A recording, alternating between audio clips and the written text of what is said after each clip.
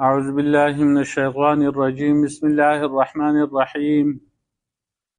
سيقول السفهاء من الناس ما ولاهم عن قبلتهم التي كانوا عليها قل لله المشرق والمغرب يهدي من يشاء إلى صراط مستقيم زرد چوبوي بيوقفان د خلقنا څه شي اړولي دي دوی لرا دي مسلمانانو لرا د هغه قبلې نه چې دوی وو په هغې باندې ته ووایه د الله دپاره مشرق دی او مغرب دی هدایت کوي چاته چې وغواړي نیغې لارې ته ربط د مخکې سردار دی چې مخکې آیتونو کې اعتراضاتو د یهودو نصاراو مشرکانو په پیغمبر پاک صلی الله علیه وسلم باندې او په دې آخري کتاب باندې قسمه قسم اعتراضات هغه مخکې ذکر شو اوس دا تسلسل دی هغه سلسله جاری ده د اعتراضاتو نو اوس بل اعتراض ذکر کوي چې هغه یهودو هم کړی او منافقانو هم او مشرکانو هم هغه قبلې په باره کې چې کله قبله بدل شوه نو په هغه وخت کې دې ټولو اعتراضات شروع کړه نبي علیه السلام باندې چې دا څنګه پیغمبر دی کله یو طرف ته منځونه کوي او کله بل طرف ته منځونه کوي کله چې نبي علیه السلام باندې وحی نازله شوه او پیغمبر شو نو دا هغه وخت نه نبي علیه السلام منځونه کول او جبرئیل علیه السلام راغی په اوله ورځ باندې نبی علیه السلام ته د اودس چل وښو او د مانځه خو مونځ لا فرض شوی نه و د سحر او د مازدیګر مونځ به نبي علیه السلام کو او نور پنځه مونځونه چې دي دا فرض شوي نه و دا د معراج په شپه باندې کله چې رسول الله صلی الله علیه وسلم بره اسمانونو ته وخوت نو په هغه ټایم کې په نبي علیه السلام باندې دا پنځه مونځونه فرض شو کله چې په مکه کې وو نبي علیه السلام به چې مونځونه کول نو په داسې طریقه به یې کول چې مخې کعبې ته هم راشي او بیت المقدس ته هم اصل کعبه چې کوم ده هغه قبله وه قبله د مخ ګرځولو ځای چې سړی مخ ګرځوي یو طرف ته دا قبله دې ته وایي نو په مانځه کې یو طرف ته به سړی هغه مخ ګرځوي د دې لپاره چې توجه یکسویي دا راشي او اتفاق او اتحاد راشي د تمام دنیا خلق چې کوم دی یو طرف ته منځونه کوي چې د هغوی اتفاق او اتحاد وي دې کې دا حکمت دی نو نبي علیه السلام به چې هلته منځونه کول په مکه کې نو هغه په دې طریقه باندې چې لکه دا کعبه ده دا ما مخ مشرق طرف ته دی مشرقي طرف دا ګوټ چې دی دلته حجر اسود دی او دا ګوټ چې دی نو دلته رکن یماني ورته وایي دې ته رکن شامي وایي او په دغه ګوټ کې چې کوم دی هغه حتیم شریف دی نبي علیه السلام به دلته ودرېده دا جنوب راځي دا طرفه او دا شمال راځي د دې حجر اسود د رکن یماني په منځ کې به ودرېده موز به کو د کعبې ده دې طرف ته به مخ کو دغه طرف نه چې ودرېده نو دلته به مخ کو نو په دې طرف باندې شمال چې دی په دې شمال کې هغه دی شام دی بیت المقدس دې طرف ته دلته کعبې ته هم مخ راغی خو هلته شام ته هم مخ راغی په دې طریقه به ودرېده په منځه کې کله چې بیا مدینې منورې ته لاړل نو هلته بیا کعبه چې دا هغه په جنوب طرف کې ده جنوب کې اوس چې د دې طرف نه سړی دې کعبې ته ودرېږي نو دې جنوب ته مخ کېږي خو دې شمال ته به شا کېږي هلته هم دغسې ده چې په شمال کې چې کوم دی هغه شام دی بیت المقدس دی نو دې بیت المقدس ته اشاره راتله او که دې طرف ته مخ کولی دې شمال طرف ته نو بیا دې کعبې ته اشاره راتله نو دواړو جمع ممکن نه وه یو طرف ته مخ راته بل طرف ته به شا راتله نو نبي علیه السلام چې هلته لاړ نو قبله چې کوم دی هغه بیت المقدس وګرځېده دلته په مکه کې کعبه وه او دا د نبی علیه السلام د نیکونو د ابراهیم علیه السلام د اسماعیل علیه السلام هغه قبله وه. دا کعبه اول چا جوړه کړل ده او بیت المقدس چا جوړ کړل دی؟ نو بخاری شریف کې حدیث ته هغه ابو ذر رضی الله عنه تاسو کړل دی نبی رسول الله چې دا کعبه او کعبه چې کوم ده او د بیت المقدس د دې په منځ کې څومره کلونه دي؟ نو نبی رسول الله فرمایل دي چې د دې په منځ کې صادق کال دي. نو بعض علما وایي چې دا کعبه هم ابراهیم علیه السلام جوړه کړه او د دې نه صالح کال وروسته د بیت المقدس هم هغه جوړ کړ دی. نو دا کعبه د ابراهیم علیه السلام د اسماعیل علیه السلام دغه پیغمبرانو قبله وه. او بعض وایي چې نه، اول قبله چې کوم ده د کعبه چې چا جوړه کړ ده فرشتو جوړه کړ ده او بیا وروسته بیت المقدس هم فرشتو جوړ کړ دی. او د دې په منځ کې فاصله چې دا هغه څلوېښت کاله ده. او دا خبره چې مشهوره ده چې بیت المقدس ته سلیمان علیه السلام جوړ کړی دی. نو سلیمان علیه السلام چې کوم دی په یو ښه طریقه شانداره طریقه باندې بیت المقدس جوړ کړی دی. او مخکې یا فرشتو جوړ کړی دی او یا ابراهیم علیه السلام. نو دا وي لکه څنګه چې عثمان رضی الله تعالی عنه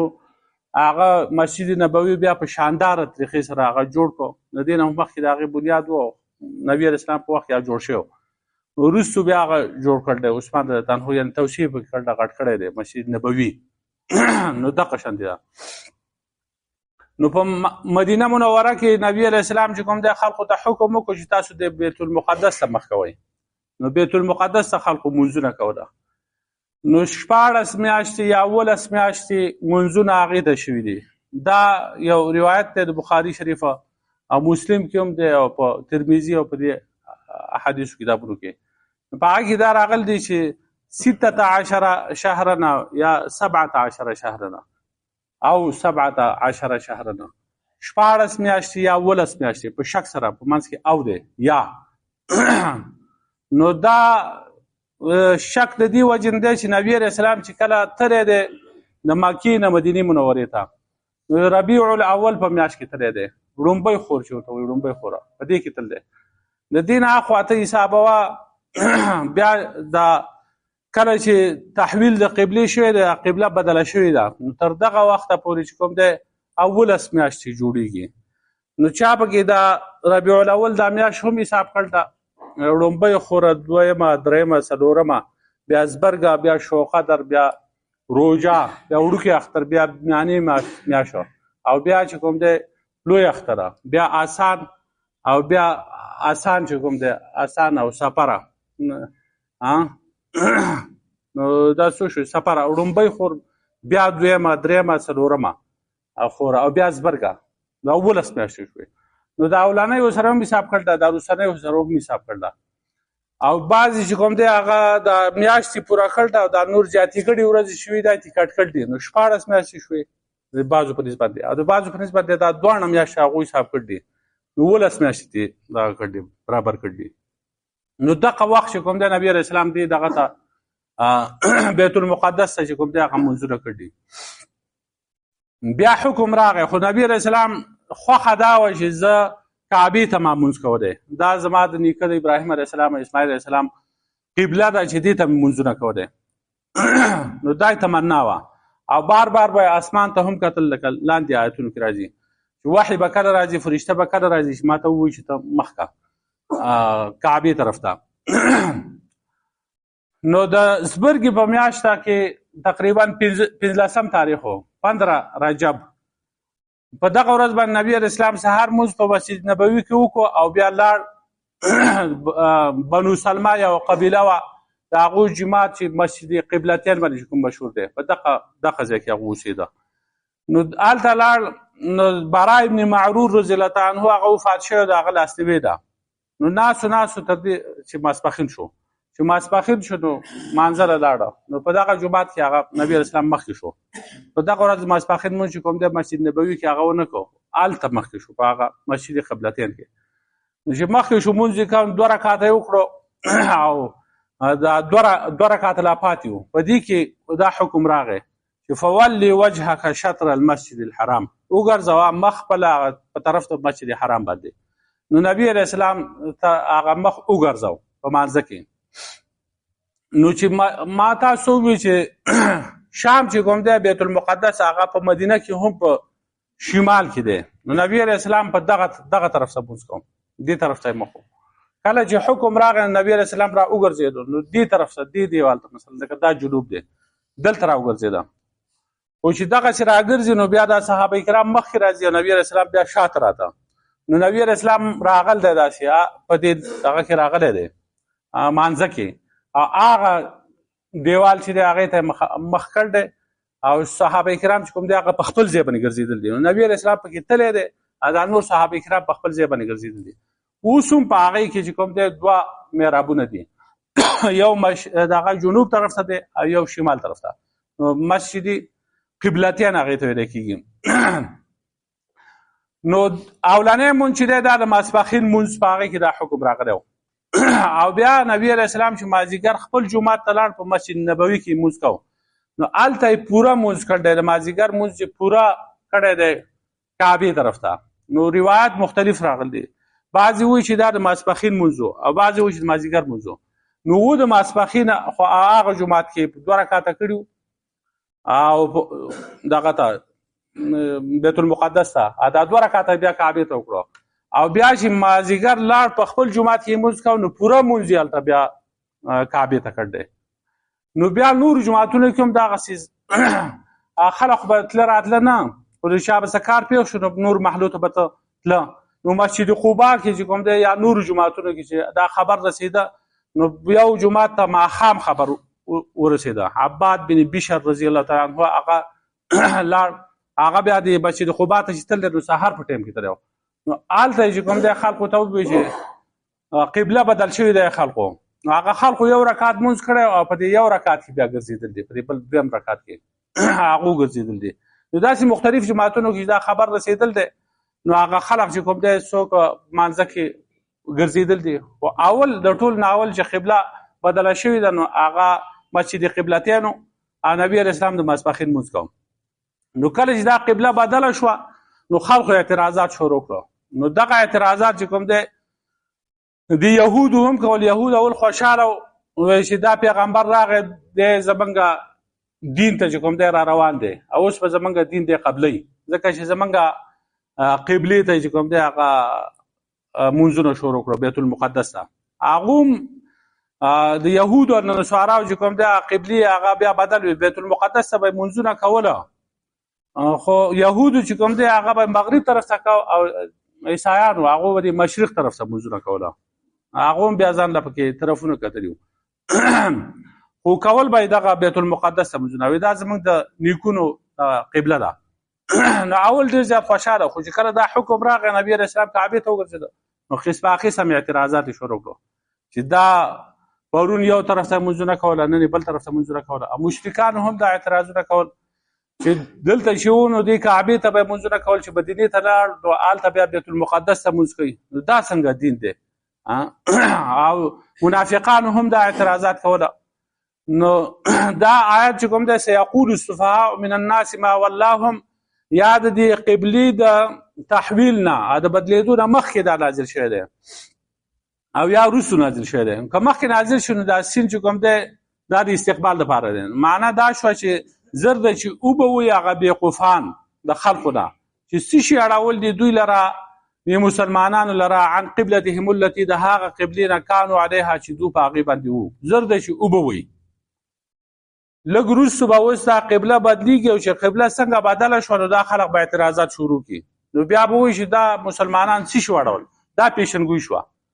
لا قبله بدله شوې نه ده خو پیشنګوي شوه چې قبله به بدلېږي او خلک به اعتراضات کوي. دغسې وشوه چې قبله بدل شو جو خلق اعتراضات شروع کړو. دا په صدق د پیغمبر باندې دلیل دی او په صدق د قرآن باندې چې پیغمبر پاک صلی الله علیه وسلم چې څه ویلي دي دا د خپل طرف نه وي خو د الله د طرف نه وي. او قرآن کې دا راغلی دی. قرآن مخکې دا پیشنګویي کړو چې دا خلق اعتراضات کوي. خلقو اعتراضات وروسته شروع کړو. او بعضې وایي چې دا سین چې کوم دی دا د تاکید دپاره دی. او یقولو دا استقبالي معنا په دې کې نشته بلکې حالي ده. سیقولو خامخه وایي السفهاء بیوقوفان خلق چې هغه اعتراضات کوي په پیغمبر او په الله باندې د خلقونه چې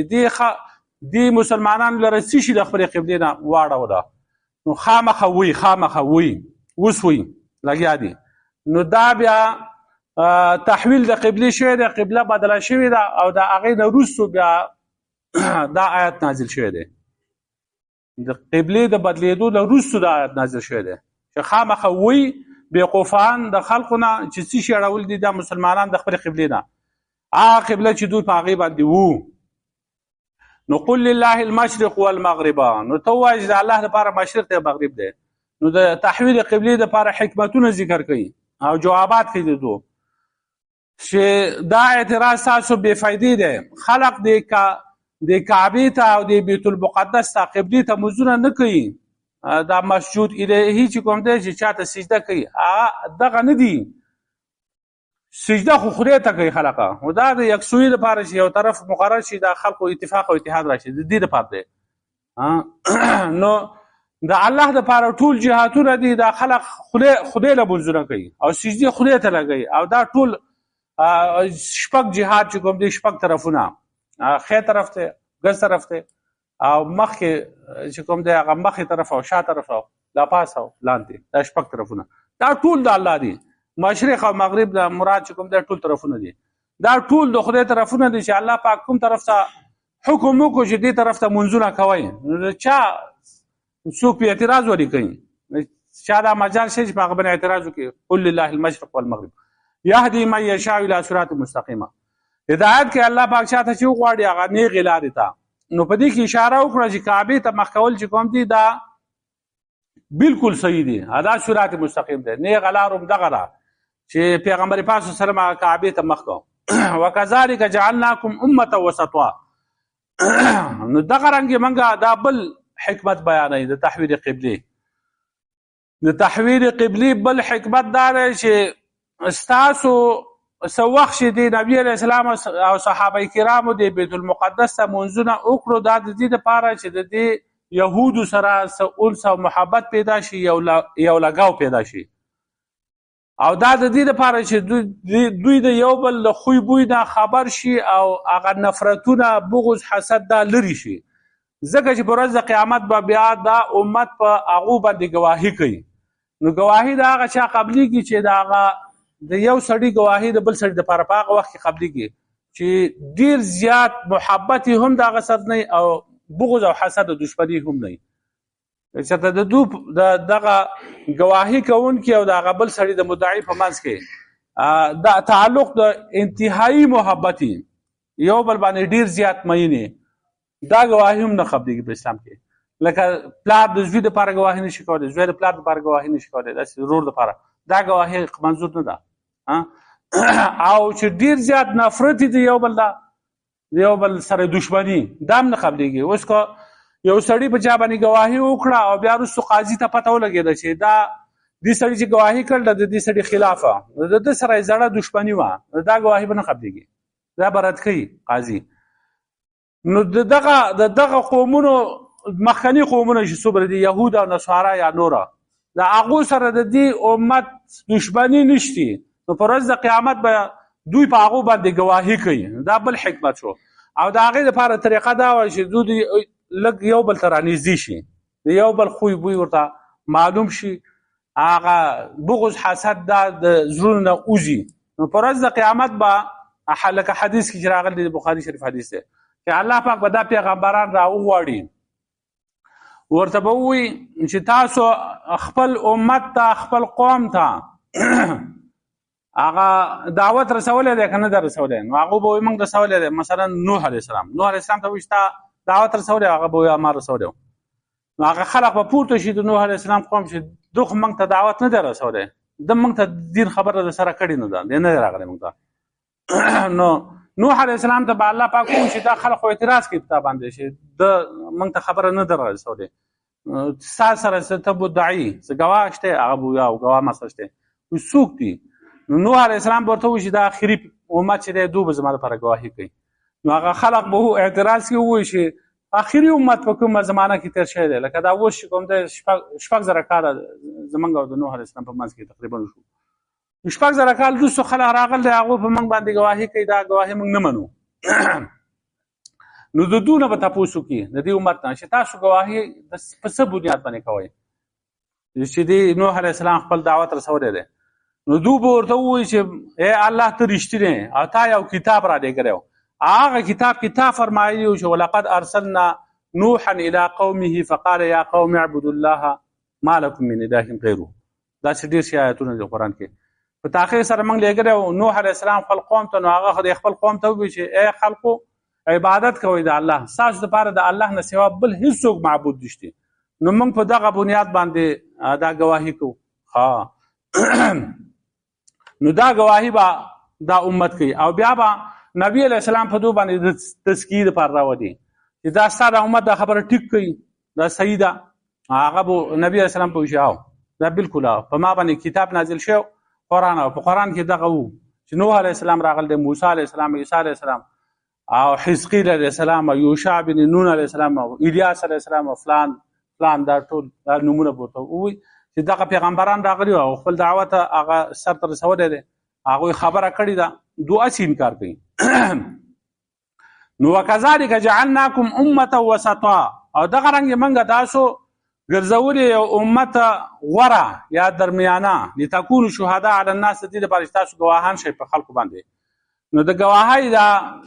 تفصیل چې دی په دغه حدیث کې بیان شو د بخاري شریف او د مسلم او د دې حدیث دی چې په ورځ د قیامت به دوی ګواهي کوي ویکون الرسول علیکم شهیدا او وی به پیغمبر په تاسو باندې ګواه پیغمبر به په تاسو باندې ګواهي کوي دلته بریلیان حضرات چې کوم دی هغه وایي چې پیغمبر به په تاسو باندې حاضر ناظري ويكون الرسول علیکم شهیدا پیغمبر په تاسو باندې حاضر ناظر دی شهید معنی دا ده گواهی کوونکی گواهی هغه سړی کوي چې هغه واقعي ته حاضري چې واقعي ته حاضري هغه گواهی کولی شي چې واقعي ته حاضر نه نو هغه گواهی نشي کولی دا معنی د دوه غلطه ده ورکه یو عیني شاهد نه یا خبره په خپل سترګو نه لیدلی نو هغه هم ګواه ګرځېدی شي او که دغه شانتې حاضر ناظر د دې معنی موږ وکړو چې دا پیغمبر په تاسو باندې حاضر ناظر دی نو دا ټول امت چې کوم دی دا حاضر ناظر شو ځکه وایي لتکونو شهداء علی الناس د دې لپاره چې تاسو حاضر ناظر شئ په خلکو باندې که ګواه شئ نو ټول امت چې حاضر ناظر کېدی شي هر یو سړی چې کوم دی چې هغه په هر ځای کې حاضر یو هر څه ویني